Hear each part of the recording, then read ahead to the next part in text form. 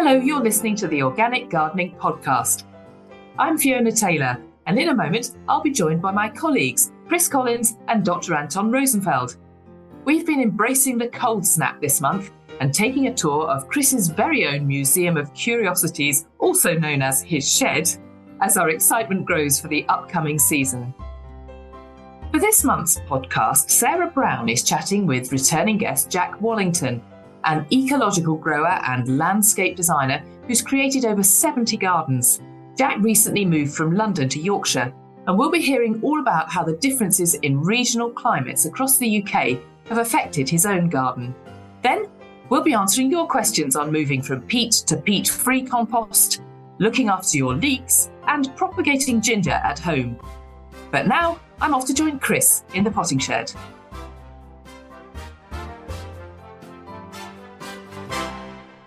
Hi, Chris. How are you? I'm very well, Fiona. How are you? I'm okay. Going into February. Golly, January's behind us.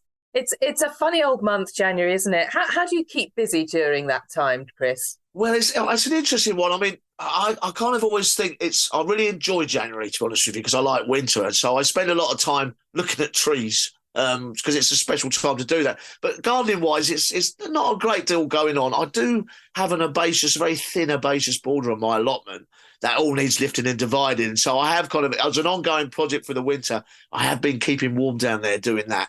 You're lifting what?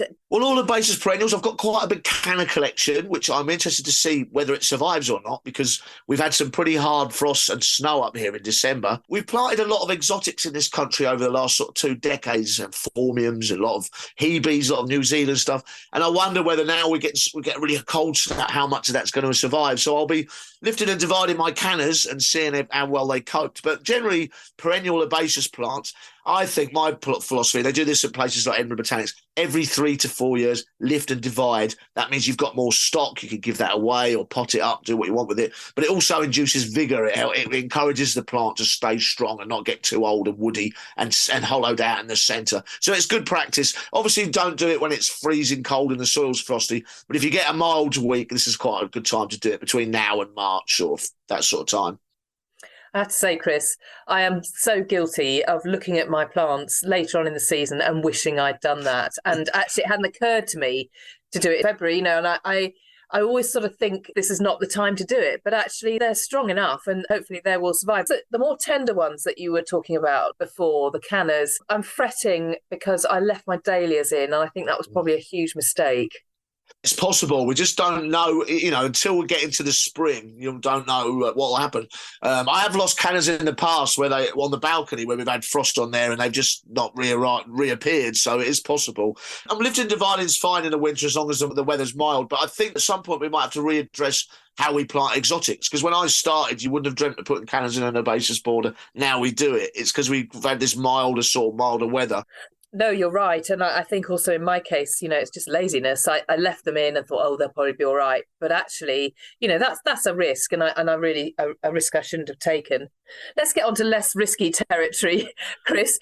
Your annuals, I know you always make a big display of your annuals on the balcony and on the allotment. But tell us a little bit about, how you plan for that display.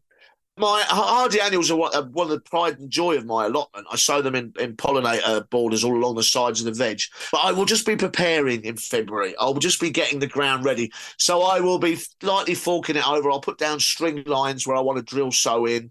I'll just get it all nice and raked. It's going to be absolutely perfect for when I actually start sowing, which will probably be around mid-March as the soil starts to warm up a bit. I've got all my seeds saved. I always save my hardy annuals now. I don't buy any.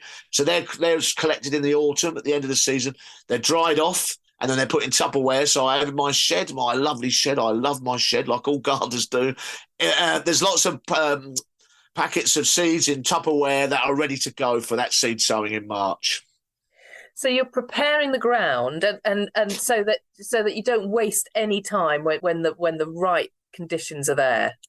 Yes, it is. I mean, also psychologically, it helps me because I can't wait for spring. I'm generally getting excited. So by doing that, I kind of prepare my mind for the upcoming growing season. And I think a lot of gardeners are the same. It's very easy, whether you're a professional or an amateur, to jump the gun when it comes to seed sowing. You just really, everyone gets excited.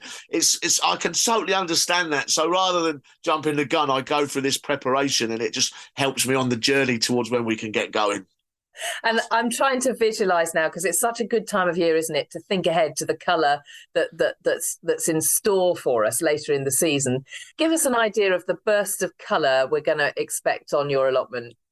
Well, I mean, to me, my hardy annuals are one of my, obviously, I love the organic food off it, but I also absolutely love the colour I run through it. So I'll save seed. I've got sweet pea. Well, sweet pea is quite interesting because I might buy a cultivar. Now it's all reverted to its more natural form. But I've got Gadecia, Californian poppy, poppies, cornflowers. I've got a lot of different kinds of sunflower. English marigolds, one of my favourites, very simple English marigold, gets covered in bees and butterflies. See, I just get these streams of colour that run along the lengths of the allotment and the lengths of the edible plants, and it just brings the whole allotment to life. It looked so beautiful last year. I'm generally getting excited about the prospect of it this year as well. Yeah, absolutely. It's an unbelievable kind of payback, isn't it? It really is. I must admit, you really caught my imagination when you just started talking about putting the seed in the Tupperware and putting it in your shed. So I think we need to pause and have a little tour of the shed, Chris. I don't think the shed's terribly big, is it? But I'd love to know a little bit more about how it's looking at the moment. Well, it's tiny. It's a half a shed because we have a shed on the plot, and then one half belongs. They put a wall down the centre. One half belongs to my neighbour, and one to me. But I love that shed. I remember being an apprentice and seeing sheds there, and it's like a museum of curiosities almost. There's all these little bits and bobs in there. Totally. I love. I go into a tool shop. I just get absorbed in it. But my shed is all my tools hang from the sides of the shed. That's very good storage. I always wash and oil them this time of year, so they're ready for the season. And then I have all my seeds on one side, so there's lots of Tupperware with lots of seeds. I have a lot of heritage seeds in there that I use as well. My hardy annuals, other seeds. Crates where I store veg in sand, so my carrots and my potatoes, my turnips. I've got a lot of them Swedes. And then I've just got lots of bits and bobs like my pecks for covering the ground. Have you got a kettle in there? I've got no power, unfortunately. I'm a flask man. I have to take a flask. There is just something incredibly special about sheds, and actually this is the time of year to really appreciate your shed and give your shed some love, isn't it? I must admit, I like organisation, so it all gets pulled out. I did it just after Christmas, pulled out, oiled, put back, sorted, and then I feel if my shed looks good, the rest will follow. That's kind of how it works, You said something about the mental preparation for the season. It's part of that too, yes, isn't it? Yes, absolutely. The psychology of it is definitely plays a big role in it, especially as we roll towards March. Your excitement builds, the days start getting longer and you can smell it almost, and you're ready to go. You're ready to go. You just talked a little bit then about storing your veg in sand, and we've touched on that before when we've talked about it, but I'm completely fascinated by it. And one thing I forgot to ask you last month was how you got on with the cabbage, because you said on the podcast before Christmas that you'd grown a beautiful cabbage. I don't know the variety, you'll tell me in a minute. Yep. And you had stored it in sand in your shed, ready for Christmas Day. So just talk us through that for a minute. Well, it was a red cabbage. I can't remember the variety off the top of my head, I must admit. But I stored it like what I call a huggy, which is what I've saw in the past, where you put veg, usually root crops, into sand. You could do this in the shed in boxes like I did, but you could also do it outside in a water butt, an old water butt with drainage holes, put it in and then lay them up. I did eat the cabbage Christmas Day, so it was only in there for about 6 weeks, I think, not that long. So I wonder whether it might have not lasted any longer, but it did its job for the moment. So it was worth trying. Definitely. And have you been harvesting more from the allotment just in the last few weeks? I had a cauliflower, the last of the cauliflowers off it yesterday. The cold snap really brings the flavour out in a brassica, and we had it with cauliflower cheese last night, and it was absolutely marvellous. I've also got some amazing turnips. I love turnip. They're coming out the ground. I'm digging them out as well, and we've been having them for Sunday dinner, and they have been absolutely wonderful. I must admit, Chris, I do wish that I had an allotment next to yours. I'm very envious of your neighbours on the allotment being able to A, get the benefit of all your expertise, but B, also get a bit of spare produce from time to time. Yeah, a bit of spare. Always that. We're always swapping. To be fair, my neighbours, we have a little run of them, and they're all pretty good allotmenteers as well. So it's quite a nice little community, and that food swapping goes on a lot. And I really feel that's a big part of allotmenteering. And I know you've got your compost heaps down there too. What's happening on the compost heaps at this time of year? Well, I turned mine, one of them, I both hot and cold compost on my allotment. And for that, what that basically means is one of the bays, they're all sort of homemade out of pallets. One of the bays I turn it quite a lot through the season. I'll probably water it if it hasn't rained for a while. Difference between the two really is time. And also the quality of the compost. So the hot one, I always turn it with my arms because I've got a lot of slow worm on my allotment, and they're good for eating kill slugs and stuff. I always get nested there. So I never put a fork in because I don't want to damage them. So I turn it, which is a double bonus because I love getting covered in soil and muck. So my missus ain't too impressed when I come home, but I love doing that. So I turn that, and that comes quicker. I get that going in a season. The cold compost takes a lot longer. Probably I'd leave it 2 seasons, a bit like leaf mould. I'd leave it 2 seasons. But I tend to find that the hot compost is much rougher, much coarser than the cold compost. The cold compost is much finer, it's a better quality, I think, but you need more patience. Yeah, we've talked about this. In fact, we picked up on it when I was talking to Sarah Mead from Yo Valley on the podcast last month. This trend really that's coming about for fast compost, and I know my wormery is quite an interesting example actually, because if you chop it all up small, then you pop it in the wormery, within a couple of weeks you've got some lovely stuff to work with, but of course it's all on quite a small scale because it's just a wormery. But when it comes to composting, you hear about these trends of these tabletop composters, that people have got in their kitchens. I don't know if anyone's seen those on the internet, but there's this advert going around where you can sort of pop some food waste in, before you go to bed, and in the morning you've got this little bowl of compost. We don't like waiting for anything these days, do we? It's all a bit instantaneous, isn't it? I mean, it's a fantastic way, don't get me wrong, it's a fantastic way of processing food waste, because it's turning it into organic matter, which is great.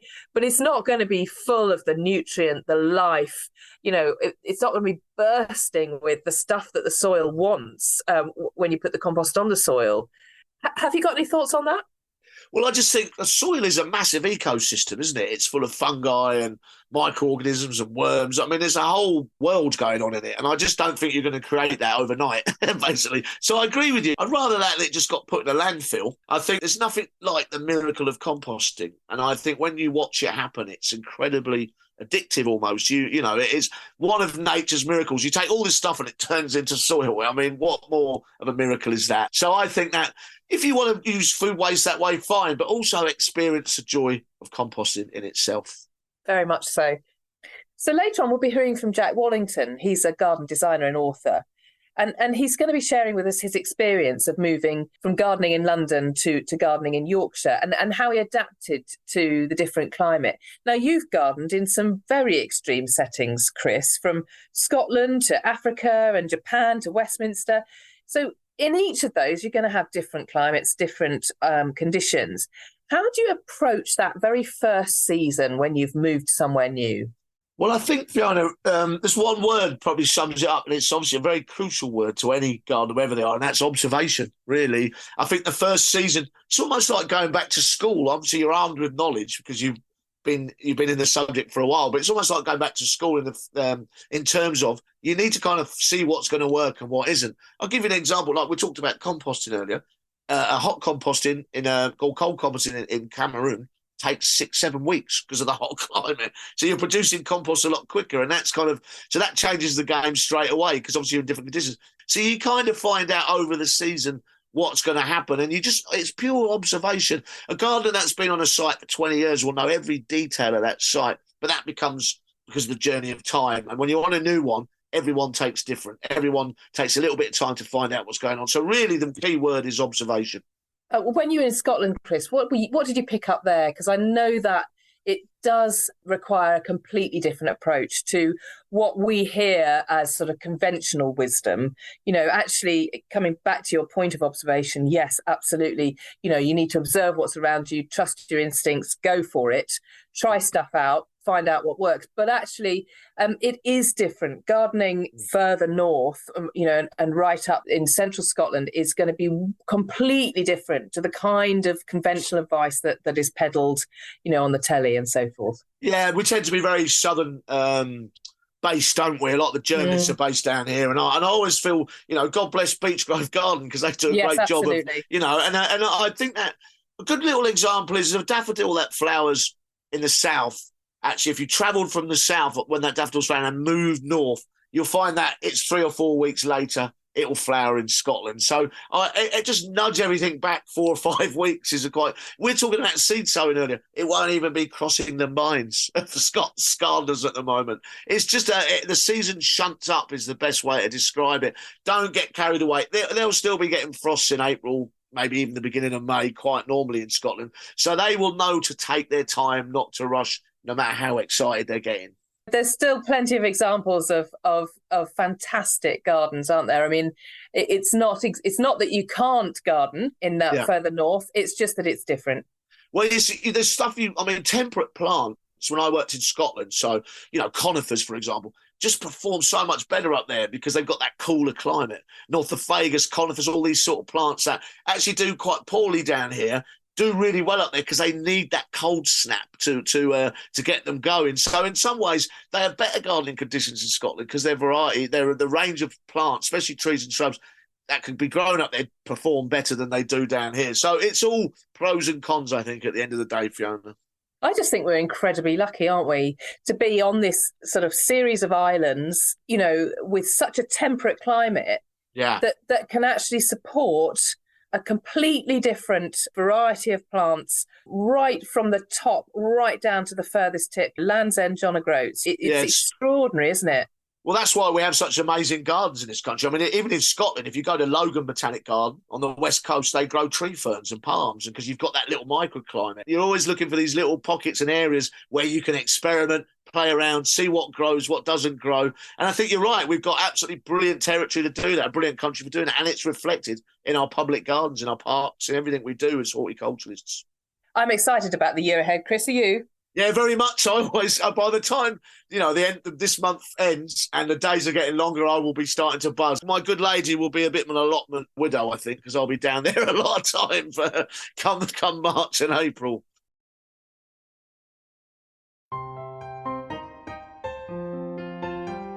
Now, recently, Sarah Brown caught up with Jack Wallington, a returning guest to the Organic Gardening podcast. Jack is an ecological grower and landscape designer specialising in gardens with wildlife-friendly planting.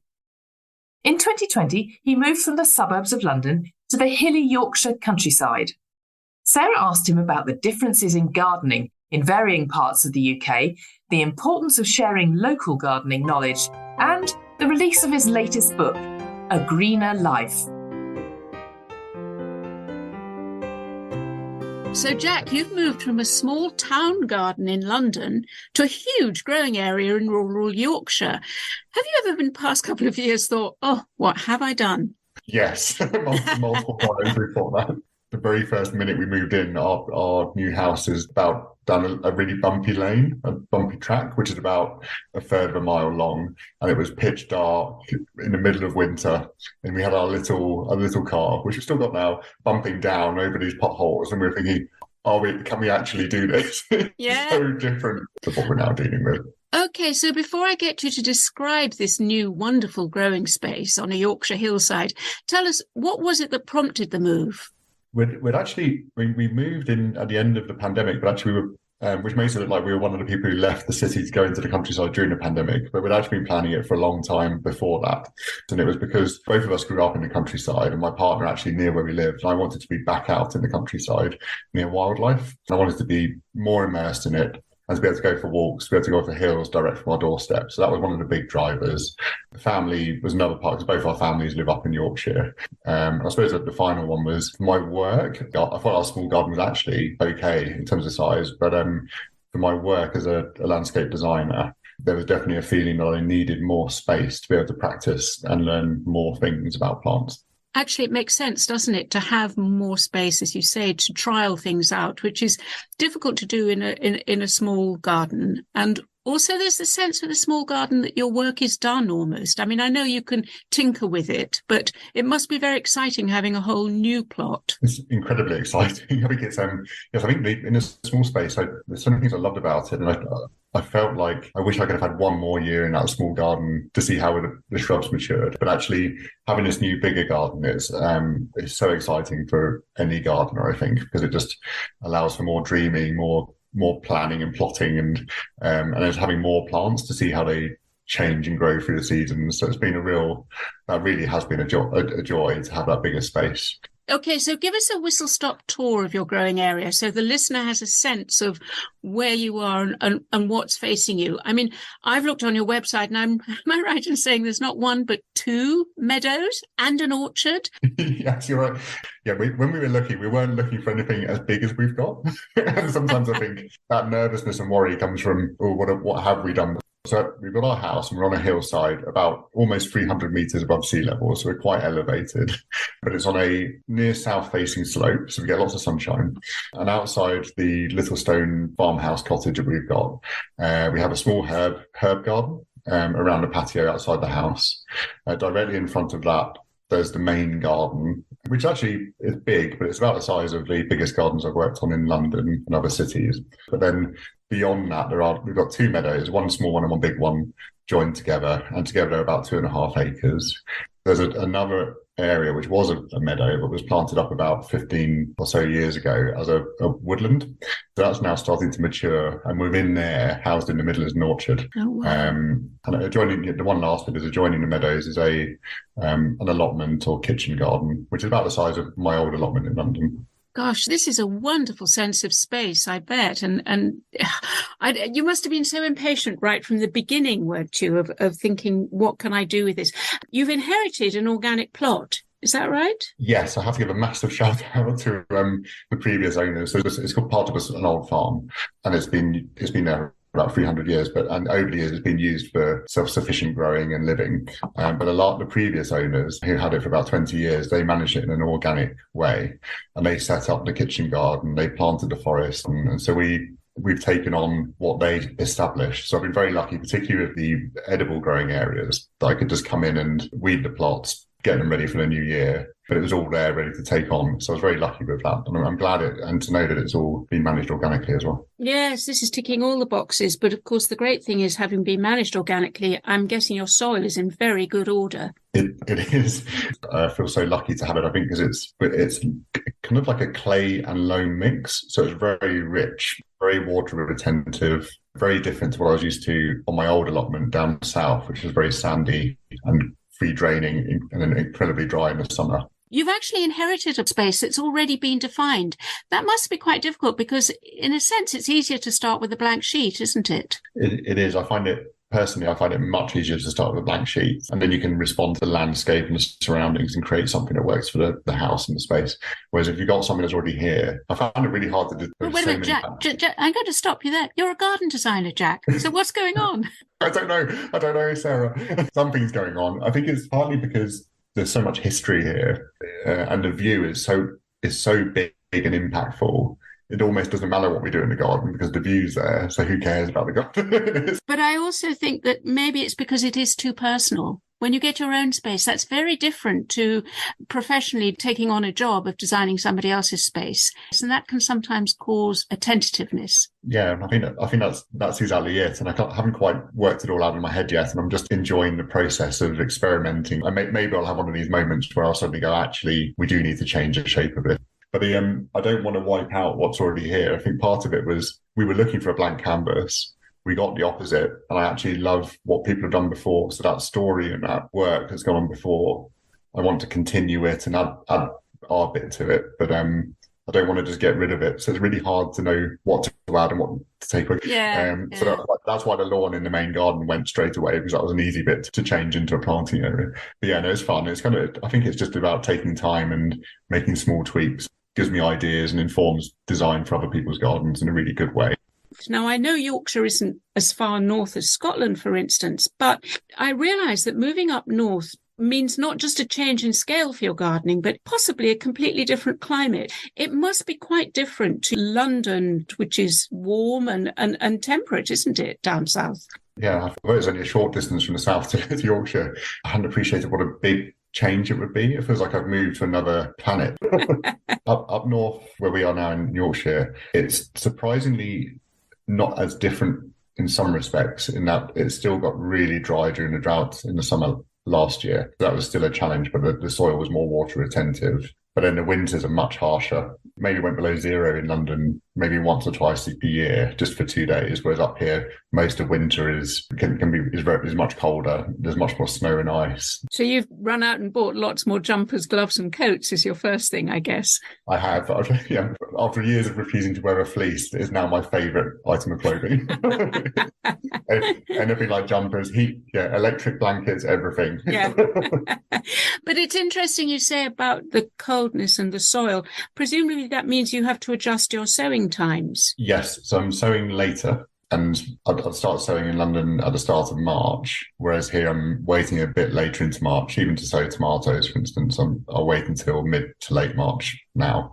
It's not as much of a difference as I expected. I thought it would be huge differences, but it's more about a couple of weeks. Okay. So I think I've been perhaps more surprised at how similar the climate is, and just trying to work out the very slight differences between them. I think that being on an exposed hillside is interesting because spring starts later than down in the valley. So actually, if I find people growing slightly lower down and more sheltered and it's warmer, the temperatures are quite similar to down south. I also live way out, and because I'm surrounded by fields and more exposed, I know that we are 2 degrees lower than the temperature in the nearest town. So if we're going to get a frost, we get a much deeper frost than they do. Whereas where we are, it's being slightly higher. The wind in particular is a real problem. So even in the summer, you can get gusts of wind that can blow everything over. So making sure the supports are really strong. Choosing ornamental plants that don't need staking can deal with that kind of battering has been a new lesson. I think that's been the biggest. I think you've hit a nail there in terms of the differences. Almost all of the factors combined. So the temperatures might not be that different, but actually it's slightly wetter, or the wind and the rain and the wet combined. So down south in London, I could leave aeoniums outside over winter, which are kind of very borderline tender. Whereas up here, we've had a fuchsia, which is supposed to be hardy, and they all died in the recent freeze, which went down to -5. And I think that prolonged frozen ground, very wet. So plants at the extremes or at the edges of hardiness boundaries is where the differences are most apparent. Oh, and also things like broad beans and peas, which are normally grow outside over winter, but this winter in the freeze, they've all died because it was just a bit too much for them, which I found really surprising. You mentioned the hardiness, and I know that if you buy a plant nowadays, it often gives an indicator of its hardiness, but I'm wondering if that isn't based slightly on southern, more sheltered climates, whether there is a sort of a bias in growing information that tends to be more towards the south and the temperate. Would you agree? Absolutely. There definitely is a bias towards southern gardens. And I think that's just because there is a larger population down south, and particularly in that centred around London, there's this huge, dense population of people. So I think it just naturally leans towards that. But it's certain things like, we've been here for 2 years now, and in that time I've started testing more and more plants that are slightly hardier or tougher at growing outside. So things like tomatoes, and particularly in the vegetables, I'm looking for those tougher plants that may not necessarily be the most interesting, but they will actually survive. And it's quite hard to find that kind of guidance. There's not much around. So I think there's definitely a rebalancing. Actually, some of these tips would help southern gardeners as well, if they just want to grow tough plants that don't need all of the mollycoddling. So I think it's quite interesting for the south could learn from the north, whereas at the moment it feels like it's the information pushes is the other way around. No, that's a very good point. And maybe this is your role, your future role, Jack, is to be the voice of the north. But I guess you're relying on your own expertise. You intuitively know from your experience whether something is going to survive or not. This information gap, I think possibly the solution to it is local knowledge. Yes, absolutely. The first thing I did was when I moved here, and I do this even on my holiday, actually, I have a little nose around and have a little look in people's gardens. So go for a walk and look in front gardens as a start, and maybe look over a fence to see what people are growing in their back gardens without being intrusive. That makes me sound, No, but I think we all look into other people's gardens and just out of interest. Funny enough, one of the best gardens I spotted, the front gardens, I've later met the lady who grew that, and we're now discussing the challenges. And when I saw it, it looked immaculate, but she said, well, actually, it's a really windy, challenging spot. So she's trying to find plants that can put up with those winter blasts. So I've met lots of people who have shown me around their gardens and are keen to talk about what I'm doing here, and we've started sharing tips. That's been more on the ornamental side. So I've had a bit of a challenge to find vegetable growers so far, although there are lots. I think that is the way to go, is to find people, share knowledge. I think also when you touch on vegetables, I think there are almost bound to be local varieties of things. As you know, Garden Organic has its own heritage seed library, which has actually just exactly that sort of thing. So there will be a Bath lettuce, which was grown in Bath. And so there must be local varieties of peas and beans that have proven to have thrived in the area in which you live. Yes, I think that's right. And I'm really interested in that kind of more local seed growing. And so the Heritage Seed Library is brilliant. So I've grown certain vegetables from there and then kept the seed and kept them going, which has just been that's been a wonderful, fun process. And then when it works, you also feel like, oh, I've done something good, actually bigger than me just growing vegetables to eat. I'm actually keeping something going over the years. But that's right. And there are a few local seed suppliers, which I found as well, where they're growing a few things, and they only sell the stuff that they know grows well here. The ones that I've tried of those have grown really well. Certain local squashes and courgettes and kales. Yes, I think you're totally right. Also, you touch on the fact that you've saved your own seeds, and that must be key to it. It's in its DNA to survive in your particular plot. So therefore, you're almost guaranteed to have success, aren't you, subsequently? Yes, all I do is a very simple process. I choose maybe 4 or 5 particular vegetables I'm going to save a seed from, and then I'll ring fence those. So maybe with a kale, for instance, red Russians, which I grow every year. And there was some already growing on our plot when we moved in. I knew which one it was, and I just let some of those flower and go to seed, save the seeds, re-sow them, just by you selecting the strongest plants and taking the seeds. Then over time, that must be having some kind of effect. It's a bit like producing your own seed strain in a way, because you start to choose the plants that grow strongest on your soil in your plot. So it's very bespoke to you. Yeah, you're right on this. I mean, it's exactly what any vegetable grower or seed producer has done over the years, but you're just doing it for your plot, which is quite exciting. Yeah. So moving on to the ornamentals and the flowers and the shrubs, have you been able to expand your own thoughts on planting and design, which reflects this expansion in your growing space? Yes. Number one is low maintenance. So in our small garden previously, it was really small, and I wanted a really high maintenance garden with lots of stuff to do through the year in a very small footprint. Where we are now, that's completely unmanageable, because it's just, there's so much to do. I need to keep on minimizing what I need to do, but I don't want it to be any less exciting. So the type of planting I've worked my path towards is one which is very free. It's kind of like a structured, natural look, where I'll choose plants so the whole thing looks like it's holding together and a little bit planned, but it's very free and wild and looks more like half like a natural planting. I think it's almost that meadow growing where you choose plants that will spread and mingle and compete and live with each other in a nice balance, creating a really tight mat so you get less of the plants that you don't want growing in there. And they kind of just do their own thing. So that's what I've started doing, is getting these tough plants that don't need staking, that will spread, put up with the wind, can survive the harsher winters, and just do everything themselves. It becomes a very low maintenance garden with maybe one chop back at the end of winter, just to get rid of any dead stems that are still there. And then they all just start coming through in a succession. That's the plan. And also looking at bigger plants, bigger swathes of things. Before I'd have hundreds of plants in a small area. Now I'll have one plant across a couple of meters in certain places, or looking at shrubs and trees. So it's just a bigger scale. It's like, from an artistic point of view, it's like you're using broad brushstrokes, aren't you, rather than tiny little detailed delineation.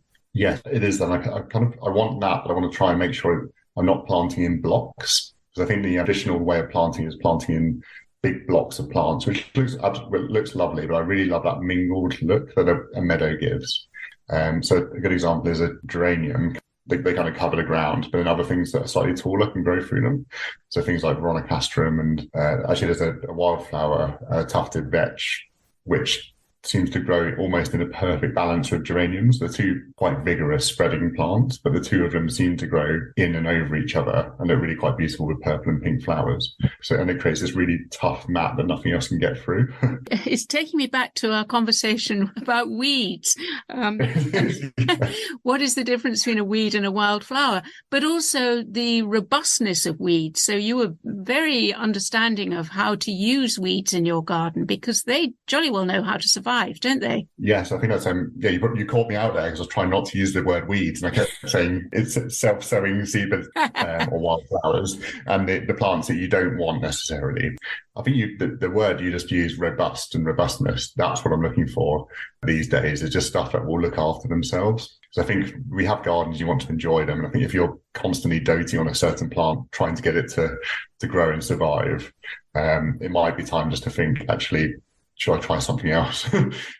Just to save myself some time in the garden, unless you really love that particular one. But yes, I think looking at things like oxeye daisy, which lots of people would think is a weedy wildflower, I've actually got it in the garden. It is self-sowing everywhere.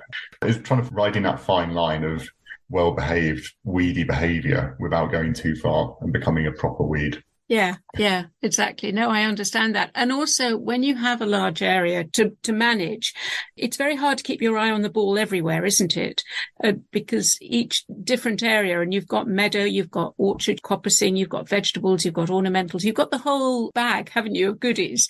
And it just is quite difficult keeping your eye on it all. So it makes sense to have areas that you can think, okay, I don't have to worry about you. Yes, it's impossible to worry about it, to do it all at once. The first 2 years I've been learning how to get into the cycle of I'll do this week and this week, and you can't go back to it, so you have to get it done because you've got 10 other things to worry about coming up in the future. Particularly the ornamental garden, I really want it to be a wildlife ornamental garden, but I just want it to look after itself. It's in the early years at the moment. I think it'll take me about 5 years to get the right balance. This year in particular coming up, I'm excited because lots of the small plants I bought are now big enough perennials to divide, and some of the shrubs will start to be big enough to have some impact. This is going to be an exciting year. Did you find you get impatient? Because you've carried so much in your head since the move 2 years ago. Are you impatient to see it all? Yes. I've personally been planning this move for about 10 years. I think actually, to start off with, I was impatient. I wanted to do everything straight away. And then very quickly, I realised the plans I was thinking of aren't right for this place. Now that we're here, I just need to get to know the place. I think I mainly get impatient with the framework. So if I don't have a planting bed ready to at least plant some things into, I get impatient with that. But once the things are planted and I can watch them grow, I can then be very patient. So I'm very happy to wait 5 years for our Astrantia collection to build up, to have proper impact, because I can see them growing and flowering a bit and see them establishing themselves. So that bit's fun. But we've got a bit of patio I want to extend very slightly. I'm impatient for that to be done, so I just want it done and out of the way so I can concentrate on the plants, really. Yeah. You're such a plants person. But I think it's also about getting the bones right, isn't it? The structure right. That's just hard labour. That's a little bit like doing when you're decorating a house. You have to do all that preparation work, first of all, before you can start playing with colours and paints and wallpapers and fabrics. Yes. Funny you mentioned the house. We've only just had our house decorated 2 years in, but in the first week I was out getting the shape of the beds done in the garden, so you can see where my priorities were. Quite right too. Yeah. Have you had any surprises? If anything's worked better than you thought, or perhaps not quite as well as you hoped they would? Yeah, some real surprises are going back to that climate difference. I expected it in some ways to be a bigger difference than it actually is. In that some things like Verbena bonariensis and some of the more tender herbs, like things like rosemary and thyme, they're all completely fine up here. Things like dahlias on the allotment, cut flower patch, I didn't realise, but then dahlias just started growing in the spring when we moved in. I was like, oh wow, they survived in winter in quite soggy, clayey, loamy soil, and it really does get wet in winter. So that was really surprising that some of these things survived. The fact that I've been able to grow some tomatoes outside in the summer, so that was all fine. Were those the smaller cherry varieties? Because I have to grow those outside. Yes, I found the cherry tomatoes actually did better outside than the polytunnel, but then some of the even medium-sized salad tomatoes, beefsteaks are too big and take too long to ripen, really. But the medium-sized tomatoes, if you get the right varieties, Yeah, so it's interesting slowly learning what does and doesn't work here. I think it's lovely that you want to continue the tradition of the growing space. I love that because it's got a heritage, and you're just part of it, aren't you? You're just a small blip in the whole lengthy life of this. I don't want to do you down in any way at all, but I really enjoy that we're just a blip. I think that's in a way I hadn't expected. I love this, that it feels like we don't even own the place really. It's like we're here for the time we're here, and we're going to look after it and then pass it on to someone else. And in a way, I'm almost looking forward to that point when we pass it on to someone else who can love it as much as we do and as much as the previous owners had. So yeah, it's all fun, but it's all of these challenges and things that we talked about, patience and impatience. I think I really like when you say that you're enjoying the heritage of the growing space and you will pass it on, because to me, that sits you, the gardener, firmly as part of the garden, not the master and controller of it, not the most important thing in the garden. You are just part of that whole ecosystem. And I know you agree because you've written a book, your most recent book, on this theme. It's called A Greener Life. And you very much talk about how, as the gardener, you're part of the garden. Yes, exactly. And even though I've written a book on this, I still find it quite hard to explain, but I see ourselves as we're not here to control everything. We're almost here, it's the other way around. We're here to help everything else do really well.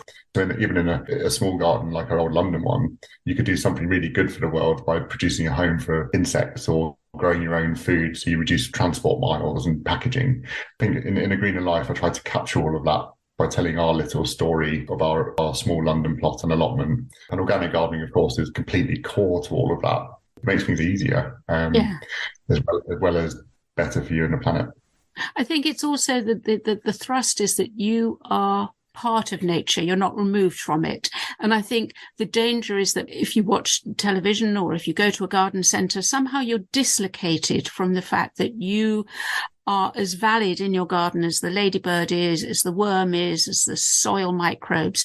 Somehow there's something about garden centre gardening which I have a distaste for, because it urges you to control it all. You know, you're killing things so that to make the space as you want it to be. This is it. That I dislike this kind of commercialism of nature, not just because it's killing things, but it's almost, I think it's removing what's really good for us.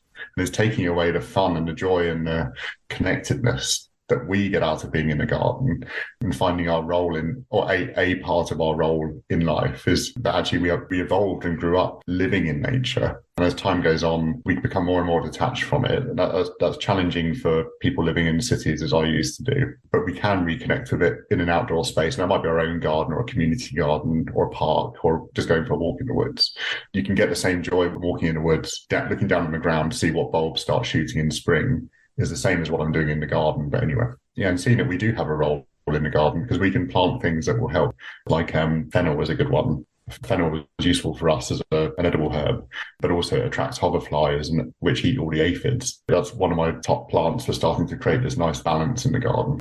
And that's kind of our role, to gently steer things, I think, without going in with a blitz of a spray and wiping everything out, just so that we can have immaculate plants with no life buzzing around them. Yeah. Well, the book's had rave reviews, and indeed the Times called it the Gardening Book of the Year, which is fantastic. Congratulations. And I think we'll be diving deeper into this book in our next podcast episode, because there's so many themes in there that we can discuss and that listeners will definitely relate to. I can't wait for that, Jack. But just one more quick question before we end. What are your plans for the future? Do you think you'll still be there in Yorkshire in 10 years' time? Will you witness the maturity of those trees that you've just planted? Yeah. So I think our plan is this move was a long-term move. I think we're aiming for hopefully 20 years, depending on what life throws at us. So we're here for the long term. It's a small holding farm, and we want to turn it into a productive nature reserve. So it puts nature at the top of a chain, but it's still productive for food and for hay from the meadows and things, and wood from the coppice for furniture and other elements. So we're going to try and strike that balance and continue what the previous owners started. So that's the plan. Brilliant. Well, I hope I'm around as well to come and witness it. I'd love that. I'd love that, Jack. Thank you. Thank you for walking us around your new plot. And it's been such a delight talking to you. Likewise. Thank you very much for having me. It's been a lovely chat. And if listeners want to get pictures of the Yorkshire plot, it's all on your website, isn't it? jackwallington.com. And you can also get a copy of your most recent book. Indeed, all of your books are there, or at your local independent bookseller. It's called A Greener Life. And Jack and I will be discussing it in detail in our next podcast episode.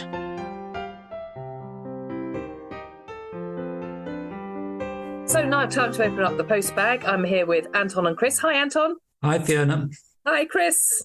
Hi, Fiona. Hi, Anton. So the first question, I want to plant raspberries and intend in other years to plant other soft fruit as well. I'm wondering what the best way would be for me to mulch them for both weeds and water retention purposes. I've read around and it seems that black plastic mulch is highly recommended, but I'm very reluctant to use such a horrible material unless it really is tremendously better than anything else. I'd be really grateful for your advice on that. And that's from Catherine.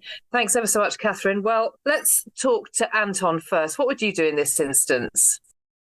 Well, I think she's right in trying to avoid plastic if possible. And in most situations, if you haven't got a really bad perennial weed problem, you should be able to keep on top of things. So first of all, I would sort of weed the spot initially just to try and make sure I've got all the sort of perennial weeds roots out. And then I would lay down some cardboard and put a thick layer of mulch on top, and that should keep on top of your weeds, and it will also keep the moisture in. It's quite permeable as well, so it won't sort of keep the moisture out if it's rained as well. Okay, well, Chris, we know that at your allotment you've had a huge problem with couch grass and mare's tail, so you probably take slightly stronger measures, is that right?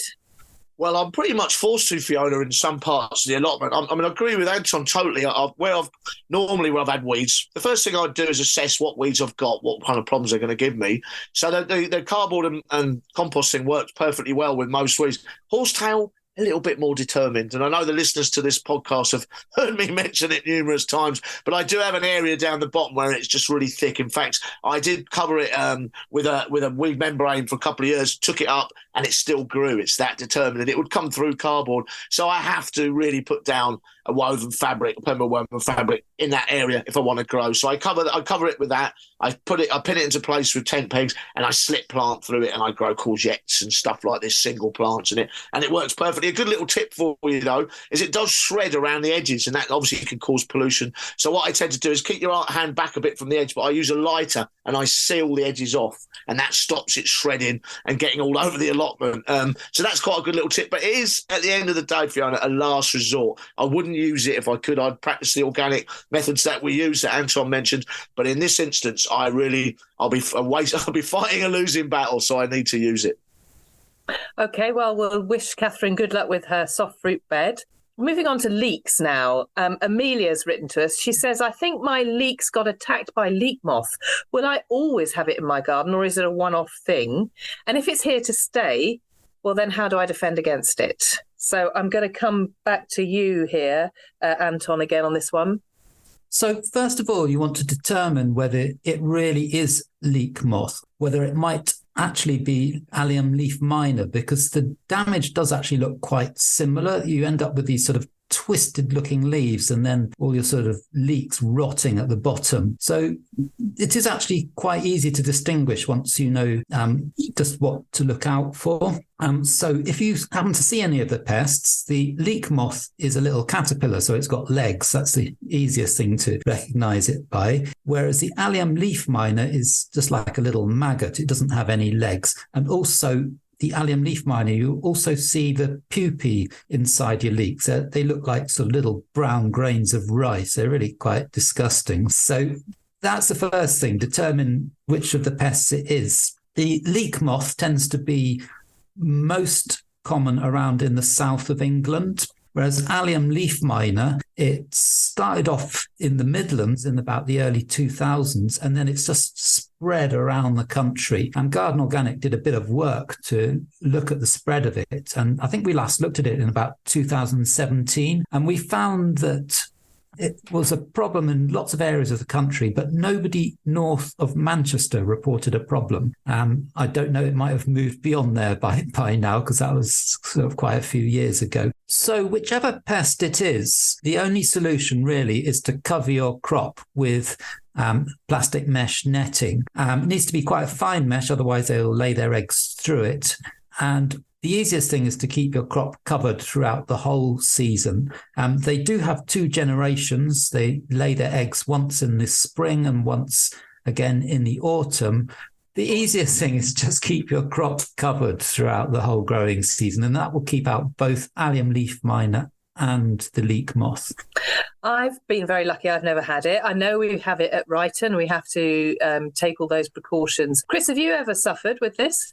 I haven't, and it's interesting because I know people on my allotment site have had it, definitely. I know some of my neighbours further down have had it. Sounds to me like, from what Anton's saying, it's only a matter of time before it invades me, because it sounds like it's pretty profuse. So I suppose the answer for me is not to take things for granted and get them covered when I plant them this year and make sure I don't get attacked in the first place. A preemptive strike, I believe it might be called. Absolutely, because it sounds like once you've got it, they're there to stay. Okay, thank you. Right, moving on to a really great question. How do I propagate ginger? Arthur has asked us this question. Well, Arthur, I propagated ginger last year. Now, propagate's a bit of a strong word, actually. I sprouted a ginger root at home. I put it above my hot water tank so it was nice and warm and cosy. It did take, I think, 8 to 10 weeks. I remember noting the date I did it, and I certainly started it off in February. But it did sprout and then grew into a lovely sort of long, elegant stalk with wonderful sort of stringy leaves that kind of lovely and floaty. It's a gorgeous houseplant. So great idea and very easy to do. I soaked the root before I did it. I'd read somewhere that sometimes there's a growth inhibitor that's put onto the roots, and I just got hold of a root from a local greengrocer, so I wanted to make sure. So I just soaked it overnight before I did it, but had great success and it was great fun. I really enjoyed doing it. Chris, have you ever grown it? Yes, I have. I've grown it like you as a houseplant, not with any great expectations. I did it for a bit of fun, pretty much. That's kind of what I did. It's a great thing to do with the kids, isn't it? You know, that anticipation of planting it and then waiting all that time. I have been very fortunate to work with Zingiberaceae plants. They're a big family in the tropics. I also work with them in the Edinburgh Botanics in the greenhouse. They're incredible plants. They have amazingly beautiful flowers, which flower from the base of the plant. That's probably for whatever's propagating them. They're waxy and really beautiful, usually reds and yellows. You'll see them if you go to Kew or somewhere like that. But whether we can get them to flower in that as a houseplant, I very much doubt it because they like the humidity. But you might want to try, maybe use some of our Bockin 14 comfrey liquid feed. Start using that in May, June. You know, that's very high in potassium. Potassium promotes fruit and flower. So maybe give it a go. I think the whole thing is just good fun. You know, it's one of those ones where the little miracle of plants, isn't it? You take a bit of a rhizome, you plant it, you wait ages, it starts to appear, you get a beautiful plant. What's to lose? What's to lose? Anton, your view is that you wouldn't get a huge crop of ginger off this. Yeah, like the other people here, I've tried it as well, just for a bit of fun to see what would happen. And it certainly did produce a lovely looking plant. But when you dig it up at the end of the season, I found actually I got about the same amount of ginger as I'd put in the first place. So as a sort of economic exercise, it doesn't probably make much sense. But as a bit of fun, it really is a nice thing to do. I have also tried turmeric as well, which works really nicely. That's a great idea. Yeah, I mean, that grows really nicely, but it dies down really quite suddenly in the autumn as well. So, and then it sprouts back again in the spring. So you won't have killed it if you see the leaves dying down in the autumn. That's just what it does naturally. But turmeric is a lovely sort of fragrant sort of smelling root with a beautiful orange colour. So it's worth just getting one from Asian grocers just to see what it looks like. It's certainly got a nicer sort of flavour and aroma than the powder. It's brilliant, isn't it, to think that we can produce our own houseplants in this way. I think that's great fun. We've got one more here from Christina. Christina is, like many of us, trying to be peat-free and ended up with some compost bags that contained peat. Let me read her question because it's quite detailed. I'm wanting to use Westland John Innes No. 3 peat-free compost in my permanent container plantings, but I'm unsure if I should mix it with peat-free multi-purpose compost or peat-based multipurpose compost, as I have lots of peat-based multipurpose compost left over from last year. I think mixing peat-free multipurpose and peat-free John Innes number 3 would be better than mixing peat-based and peat-free, as that might cause an imbalance in nutrients. Hopefully there's someone who can provide me with some clarity on the subject, as there's so many compost types on the market now that I'm lost, which is why I hate container gardening. Oh dear, Christina, sorry to hear that you're not enjoying your container gardening, and we do sympathise. It's very difficult when you go to the garden centre and see so many different bags, and you're just faced with this kind of enormous choice. It's really hard, and the labelling is not clear. So we do sympathise. What would you do in this instance, Anton? Well, if I still did have some peat left, I think it's important just to use it up, really. There might be small differences in the sort of nutrient content. Usually they've added nutrients to most composts anyway. So there might be small sort of differences between that and the peat-free compost, but I think they're going to be quite marginal, really. I would just mix the two if you need to, use it up, and perhaps not worry so much as well. I think just get on and have a go. And Chris, you must be sorry to hear that somebody's lost their passion for container gardening. So how about a few words of encouragement from you?